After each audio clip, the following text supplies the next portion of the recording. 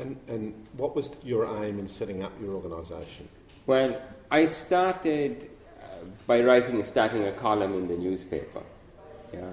So I wrote a column in the newspaper for whatever was left of my scholastic period. So I had 6 years that I think I was writing a column in the newspaper.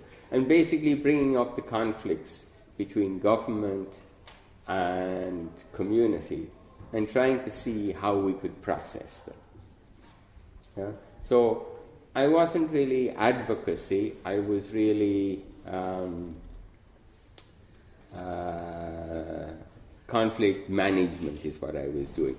At one stage somebody said I was sort of a Harry Potter figure because my little room for writing was under the stairs. And no matter how I plastered all the maps on the wall to delineate watersheds, which was the big issue at stake, there wasn't enough space. So I actually moved to another building, which was the observatory, which was an old building that, in a sense, in science of a century ago, that was going down. And I started there, and I had some students who graduated, who joined me, and we started to do activities together. So this is how, I didn't really set it up. I had 4 or 5 people who started to work with me, and it sort of formed itself out of that relationship. And what is the specific aim of your organisation? What is it that you are seeking to do? How do you make...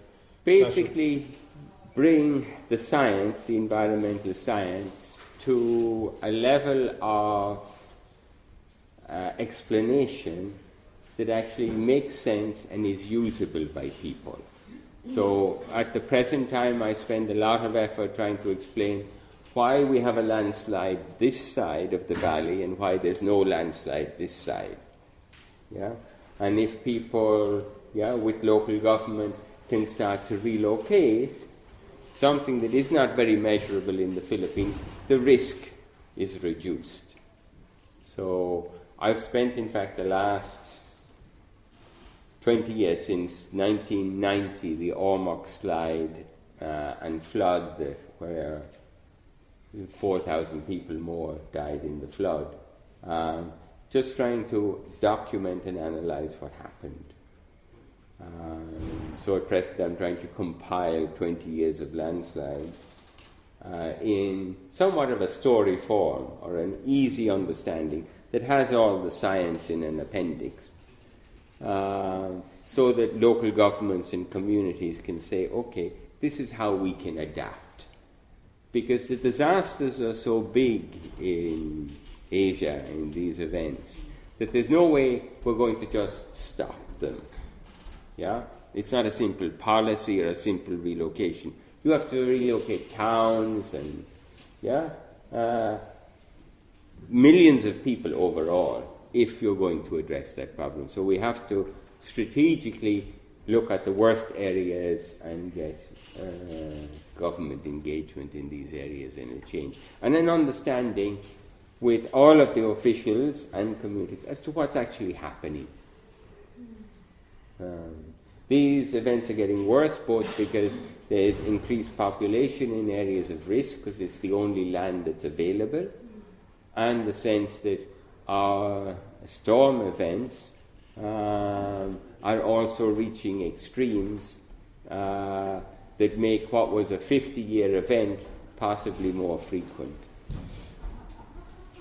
Just to give people an idea of the flavour of life around you in the Philippines, I was wondering if I could take you back to a couple of stories you told me when we were talking out there earlier, like the one about the Rideau.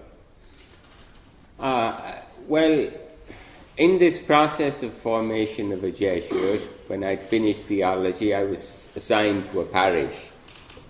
And I was assigned to a parish that was supposed to deal with indigenous people, but in the practices in the Philippines, the indigenous people always move away from where the migrants come in. So I sort of took a long walk from the parish, and I spent 3 months going around the mountain rim of the valley. and about 46 communities there. And that's a long story. We're sitting with them and talking through things, but short of the story is I settled with one of those communities, and even though my pastoral year was over, I still actually go home there. And when I'm not on the road, that's where I am. But it's an area where we still have the remnants of rebel forces, and we're sort of the pathway down to the central area.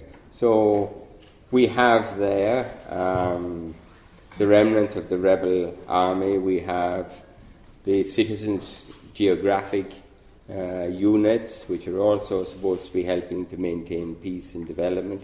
We have the Philippine National Army. We have the Dalamansis, which are a marauding group of tribals from the other side of the valley, and then we have someone's private army. So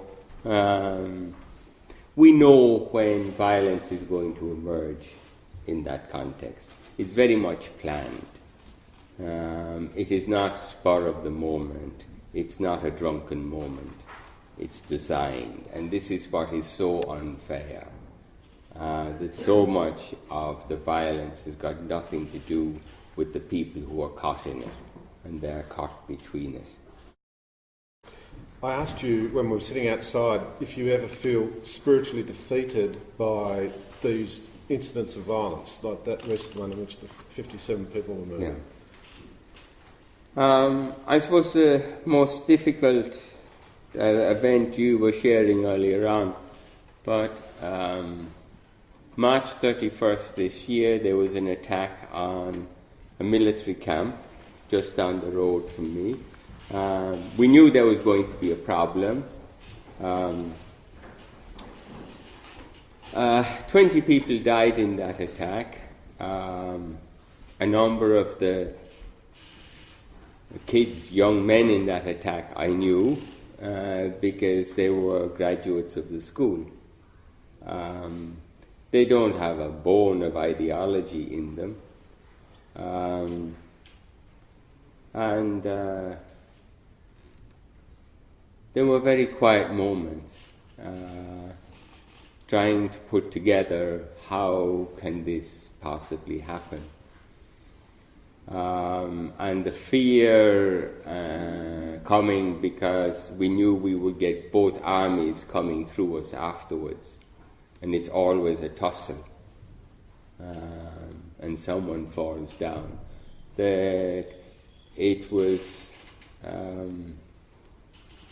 a point where, you would stop for a moment and blink and ask whether we're doing the right thing, whether we should ever try to do what we're doing. But in that same blink, it goes because of the human response, because of people here want to do something, want to change the process, know and suffer with those who have died or who have lost people. But it's this